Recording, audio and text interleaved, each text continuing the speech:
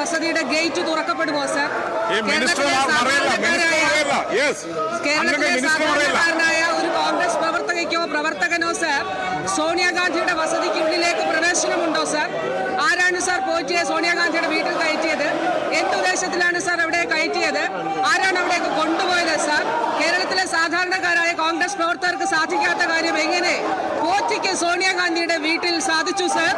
ഈ ഉത്തരങ്ങൾ ഇത് ചർച്ച ചെയ്യാതെ വാസ്തവത്തിൽ കേരളത്തിലെ പ്രതിപക്ഷം ഒളിച്ചോടുകയാണ് ചെയ്തത്. അടിയന്തര പ്രമേയത്തിലൂടെ ഈ വിഷയം കൊണ്ടുവരാൻ അവർക്ക് അവകാശമുണ്ടായിരുന്നല്ലോ സാർ.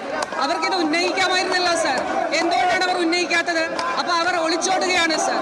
അവർ കുറ്റം ചെയ്തിരിക്കുന്നു, അവർ കളവ് ചെയ്തിരിക്കുന്നു സാർ. അവർ ഒളിച്ചോടുകയാണ്. ഇത് കേരളം കാണട്ടെ സാർ. ജനാധിപത്യ മര്യാദ അനുസരിച്ച് കേരളം കാണുന്നതിനും അറിയുന്നതിനും ഇക്കാര്യം ഈ നിയമസഭയിൽ ചർച്ച ചെയ്യാമായിരുന്നല്ലോ സാർ. അവരുടെ ഒളിച്ചോട്ടമാണ്.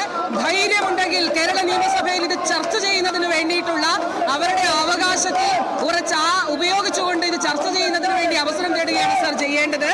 ഇവിടെ ബഹുമാനപ്പെട്ട MLA ഉന്നയിച്ച വിഷയത്തിൽ സാർ 10ാം മാസത്തിലാണ്, ഒക്ടോബർ മാസത്തിലാണ് ചർച്ച നടന്നത്. 20ാം തീയതി ഇതിന്റെ അന്നത്തെ ചർച്ചയിൽ നമ്മൾ ആവശ്യപ്പെട്ടിരുന്ന ഒരു പ്രപ്പോസൽ നൽകണമെന്ന്. ഇന്നലെയുടെ തലേന്ന് ആ പ്രപ്പോസൽ ഗവൺമെന്റിൽ എത്തിയിട്ടുണ്ട് സാർ.